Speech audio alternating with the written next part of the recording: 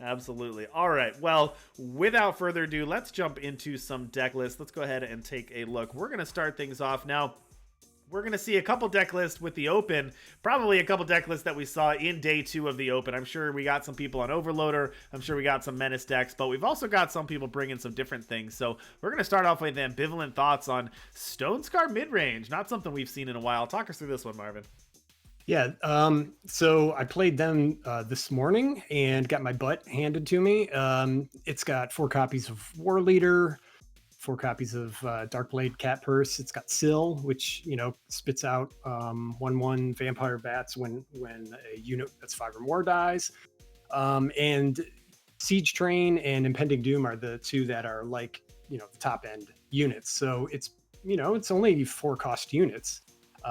So that's kind of interesting. And it also has 4 copies of Inferno Den, which they did not play that against me. So I don't know if that's they just didn't get to that, or I think what happened is they just rolled over me before I could do anything. So it was pretty cool. It was a cool deck to get beaten by. Yeah, absolutely. And, Inferno Den's one of those cards that's definitely powerful. We just haven't seen it too much because it hasn't really fit in the competitive decks, but it's definitely powerful. All right, so that's a cool one. We're going to look out for that one. Another one to take a look at is just your classic Menace Amplifier deck. So kind of Overloader combo here.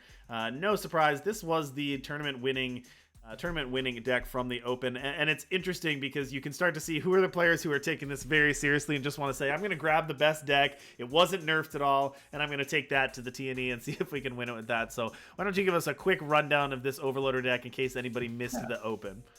Yeah, if you haven't seen it, basically the idea, well, the one I'm looking at has 4 copies of Overloader main, and so they basically try to keep Overloader in hand until you have your combo of Hardiness and either realign the stars for Diabolic Machinations or Pyrotech Explosion, and then just do a billion to their face.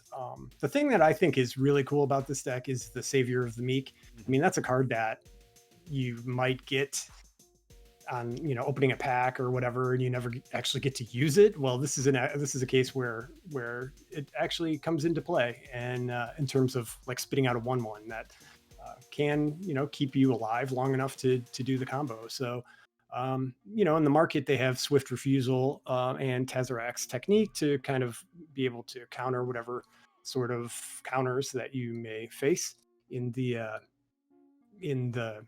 course of the game. And so, people have seen it. Earth's Overseer, who's in TNT, I mean, he won one of the TNEs, a Tuesday night event with it. So it's kind of exciting to see this, and for as long as we do see it, because it's probably going to get nerfed eventually, right? Yeah, in some way or some shape or form, for sure. All right, our feature match, though, for round 1 is going to feature 2 nice little decks. So I just linked you one, Marvin. I'm going to pull that one up first. This is Shadow's deck with Knowledge Jaraal. So a little bit interesting here, taking Jaraal Ascending, but I think they may have called it like Krullless Krull, too, because it does not have Krull, but it's got a lot of let's just jam some of the most powerful cards in the format together and see what happens. Yeah, I mean, I think it's basically just all in on Jaraal, and just trying to do as much damage to the face as they can.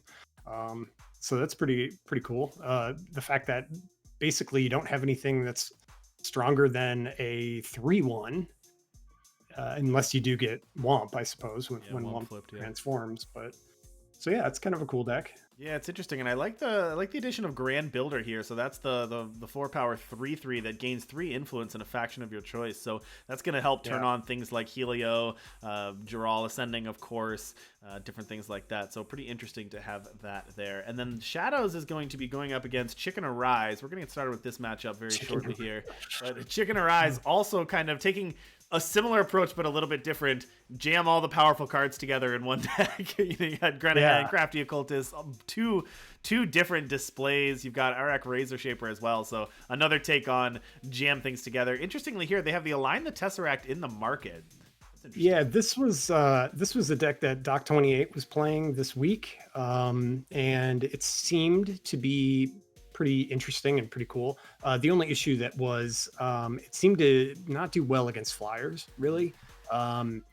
and if anyone had suppressor out, it was basically a dead kind of deck. So if those two, if chicken or eyes, if they face either of those sorts of things, it might be difficult for them. But in this matchup, it might be fine.